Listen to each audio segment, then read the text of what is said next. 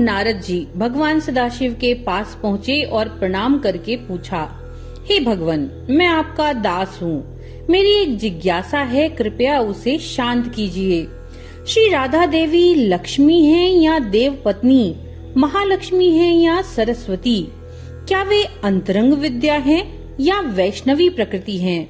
वे वेद कन्या हैं, देव कन्या हैं या मुनि कन्या हैं? भगवान श्री सदाशिव बोले, हे मुनिवर, अन्य किसी लक्ष्मी जी की क्या बात कहें?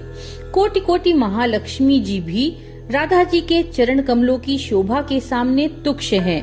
हे नारद जी, मैंने तो श्री राधा के रूप, लावण्य और गुण आदि का वर्णन करने में खुद को असमर्थ पाता हूँ।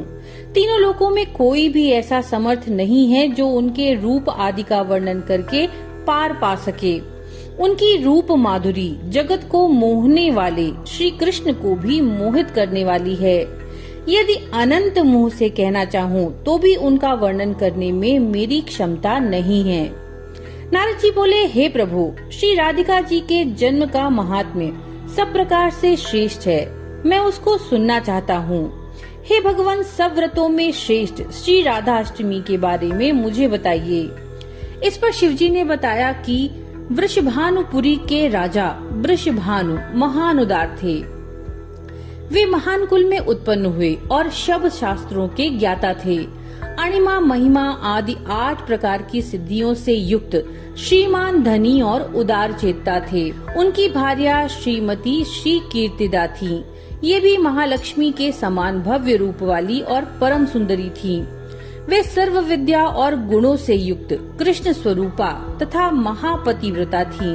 भाद्रपद के शुक्ल पक्ष की अष्टमी को मध्याह्न काल में श्री वृंदावनेश्वरी श्री राधिका जी प्रकट हुईं।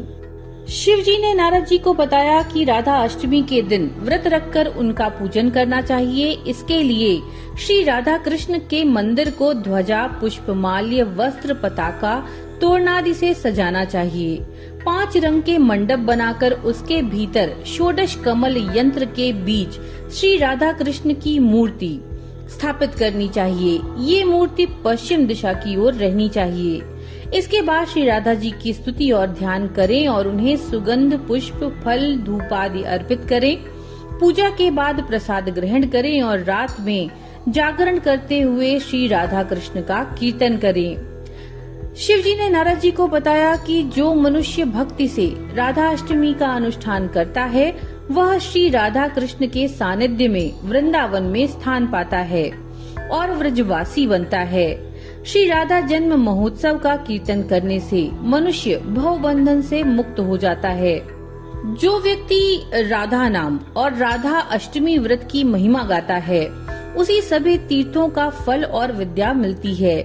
शिव जी ने कहा कि जो व्यक्ति श्री राधिका जी को भजता है, उन्हें याद रखता है, उसे मैं भजता हूँ और उसे मेरी कृपा प्राप्त होती है।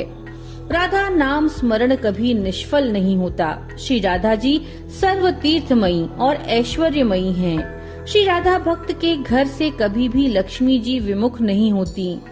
जो राधा जी का ध्यान करते हैं उसके घर में श्री राधा जी के साथ श्री कृष्णचंद्र जी भी वास करते हैं। ये सब सुनकर के मुनिश्रेष्ठ नारद जी ने श्री राधाष्टमी का यजन पूजन किया। जो मनुष्य इस लोक में राधा अष्टमी व्रत की ये कथा सुनता है वह सुखी, सम्मानित, धनी और सर्व गुण संपन्न हो जाता है। शिव जी के अनुसार जो व्यक्ति धर्म के लिए राधा मंत्र जपता है उसका मन धर्म में तल्लीन होता है।